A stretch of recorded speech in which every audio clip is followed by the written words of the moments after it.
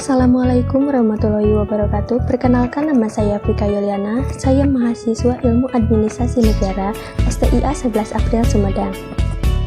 Di sini saya akan menerangkan salah satu materi, yaitu jurnal penyesuaian. Jurnal penyesuaian maksudnya apa ya? Mari kita simak. Jurnal penyesuaian disusun untuk menyesuaikan saldo akun ke saldo akun yang sebenarnya. Tujuan penyusunan jurnal penyesuaian adalah agar memisahkan akun real dan akun nominal. Akun real dapat menunjukkan saldo sebenarnya dan akun nominal menunjukkan jumlah uang yang benar-benar menjadi pendapatan dan beban pada saat periode tersebut. Apakah harus dibuat jurnal penyesuaian? Untuk pencatatan akuntansi berbasis kas, tidak diperlukan lagi jurnal penyesuaian. Karena seluruh transaksi kas pada bulan yang bersangkutan telah dibayar. Pada akuntansi berbasis akrual diperlukan jurnal penyesuaian di akhir periode. Apa saja akun yang perlu disesuaikan?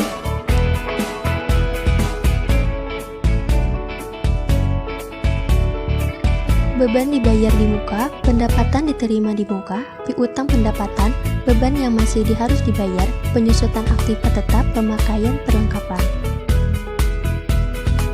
Mari kita bahas satu persatu. Yang pertama, beban terutang atau beban yang masih harus dibayar.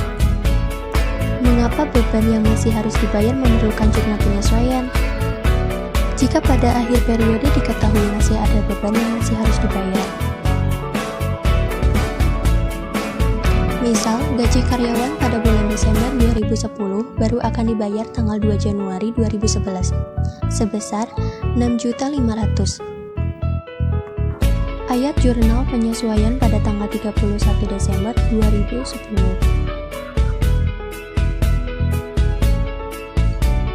31 Desember 2010, beban gaji dengan besar 6.500.000 dan utang gaji sebesar 6.500.000.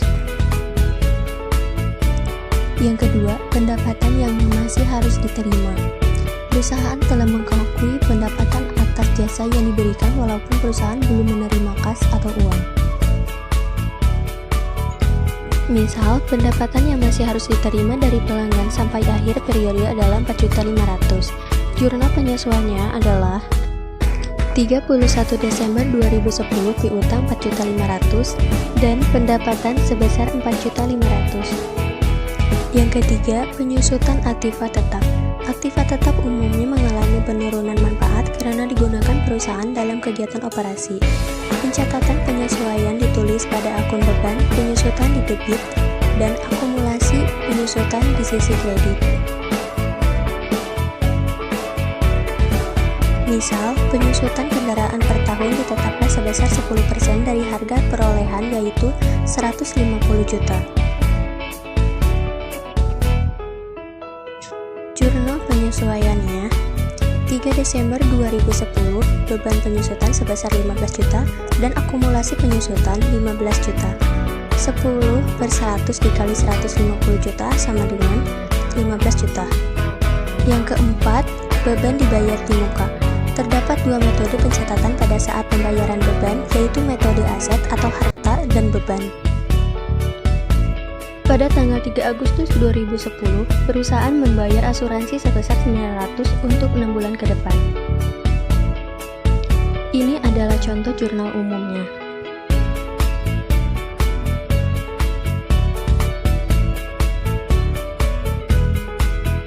Kemudian, ini juga contoh jurnal penyesuaiannya.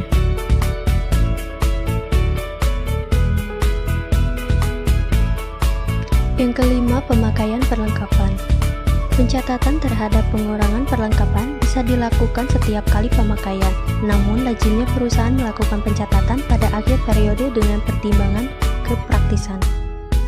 Misal, tanggal 30 Desember dilakukan perhitungan terhadap perlengkapan kantor senilai 450. Jurnal penyesuaiannya 31 Desember 2010, beban perlengkapan sebesar 450, dan perlengkapan sebesar 450. Yang keenam adalah pendapatan diterima di muka. Pendapatan diterima di muka adalah utang yang akan berubah menjadi penghasilan seiring berjalannya waktu. Pendapatan diterima di muka merupakan utang karena pada saat terjadinya transaksi perusahaan belum memberikan jasa tetapi sudah menerima kas. Pada akhir periode perusahaan menetapkan besarnya pendapatan diterima di muka yang telah berubah menjadi penghasilan. Misal, tanggal 1 September 2010 perusahaan menerima pembayaran untuk reparasi bus 3.500.000 dengan jangka waktu 5 bulan. Contoh jurnal umumnya adalah sebagai berikut.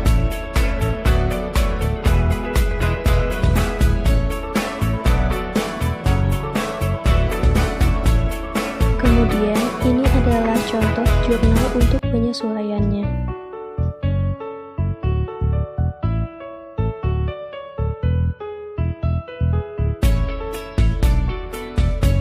Nah, bagaimana dengan materi yang telah saya sampaikan? Apakah dapat untuk dipahami?